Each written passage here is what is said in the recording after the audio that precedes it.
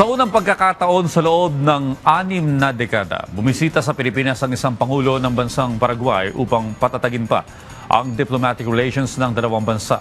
Sa katunayan, iba't ibang kasunduan na magpapalakas sa negosyo at kalakalan ang nilagdaan kahapon. May report si Sheila Natividad.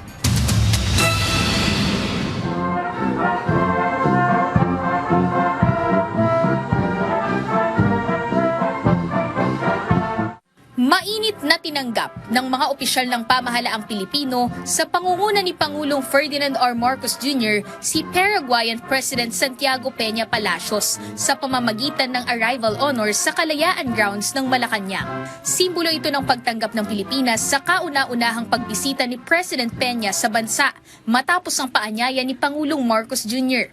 Lumagda rin si President Peña sa Malacanang guestbook bilang bahagi ng kanyang opisyal na pagbisita.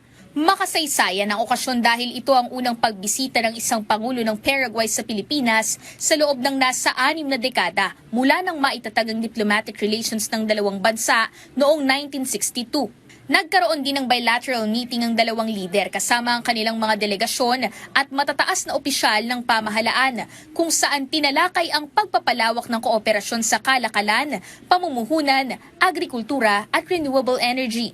Sa panig ng Pilipinas, dumalo sina Trade Secretary Maria Cristina Roque, Foreign Affairs Secretary Teresa Lazaro, Energy Secretary Sharon Garin at Philippine Ambassador to Buenos Aires Grace Cruz Fabella.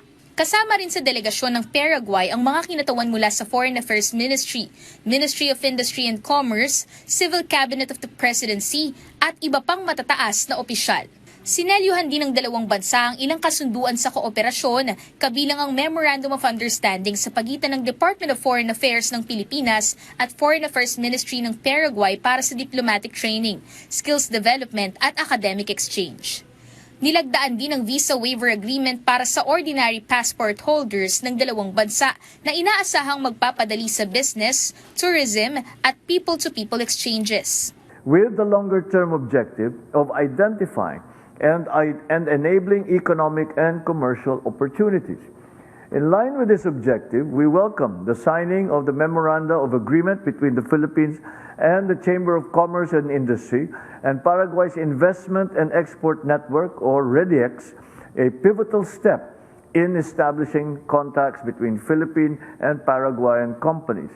Ayon kay Pangulong Marcos Jr., dahil ang Paraguay ang naunang nagpahayag ng interes sa mas malawak na kooperasyon, panahon na rin anya para palawakin ng Pilipinas ang ugnayan nito sa bansa sa pamamagitan ng mas matibay na partnership sa negosyo at kalakalan.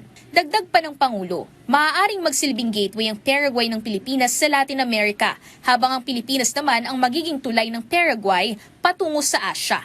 Ikinatuwa naman ng Pangulo ng Paraguay ang pagbubukas ng Pilipinas sa importasyon ng Paraguayan beef, pork at poultry simula noong nakaraang taon na nagbigay daan sa kauna-unahang konkretong shipment ng mga produkto sa Pilipinas.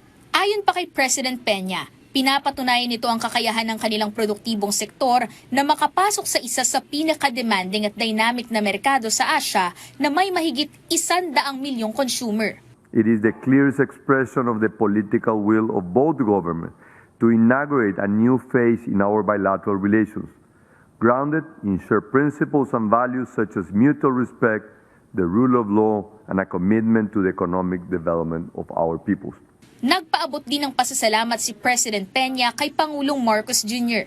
President Marco, I deeply want to share my sense of gratitude. I have the confidence that we both came to this first meeting with high expectations. But I'm leaving this great nation with even greater expectations about the future of our two nations and our people. Sheila Natividad, para sa Pambansang TV sa Bagong Pilipinas.